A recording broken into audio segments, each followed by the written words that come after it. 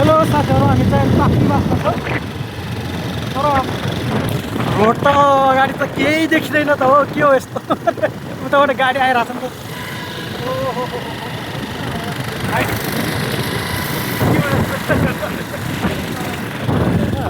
कहीँ देखिँदैन त यार। यस्तो खालको कुहिरो लाग्नु मैले कहिल्यै देखाएको थिएन है।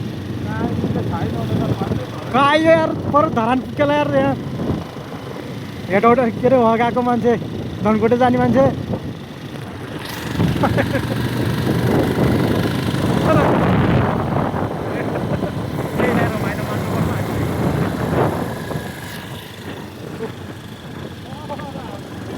अब मनुष्यले चाहिँ बाइक ल्याइरहनु भएको छ।